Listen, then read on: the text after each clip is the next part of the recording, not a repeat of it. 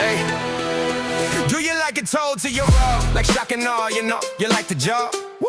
I got something for you to chew on, but listen, I recommend letting it thaw, okay?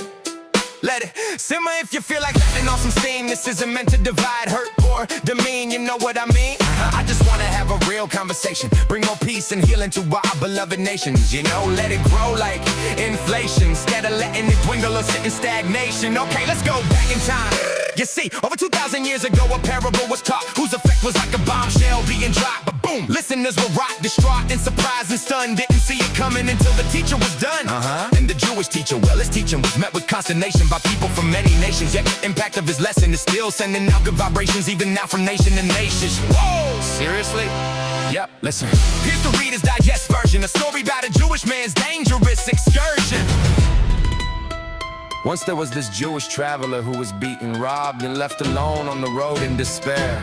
Two supposedly respected, faithful, pure and good Jewish men passing by see his pain and chose not to care. Oh no. Then a foreigner, a Samaritan who was despised, came and ran to the aid of the unconscious guy. He lifts him up, binds his wounds, and gives all they can to the Jew, even pays for a few days' rest. And he promises him that there is no need to stress. He'll return, he then went his way. You see, he made sure the man was taken care of completely.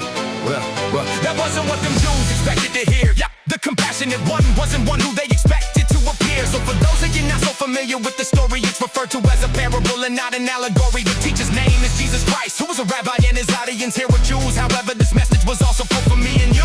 Thousands of years later, dude, oh snap. You probably heard that the one who showed compassion to the Jewish man is referred to as the Good Samaritan.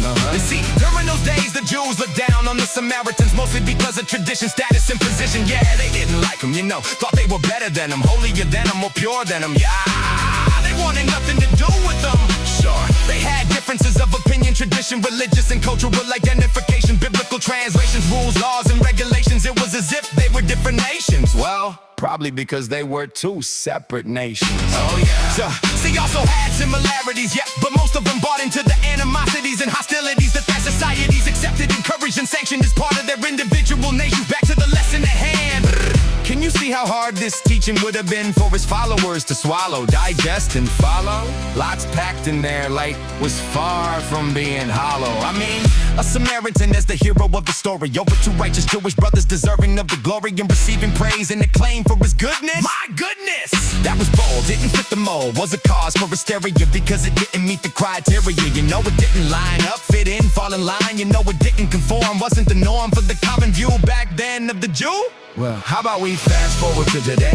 Look around, are we not repeating history? You know, looking down on others who look differently, speak differently, were raised differently, believe different, or have different political views. Imagine this, what would happen if an American teacher or preacher taught us the same lesson today, but replaced the Jews with Americans and the Samaritan with the native, Iranian, Russian, North Korean, or a Chinese man, or one from Afghanistan? Will we gladly accept the teaching from the one preaching? Does it change the lesson Jesus taught? Is it worth a second thought? Would anybody be appalled if the story instead were called the parable of the good Iranian, or from any other hostile nation?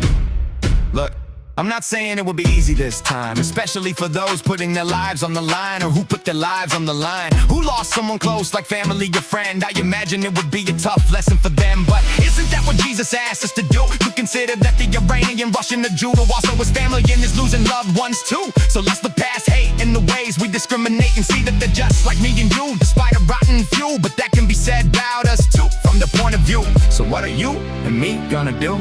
It's not too late to let love replace hate. We can start in our own hearts and find a way to love them anyway.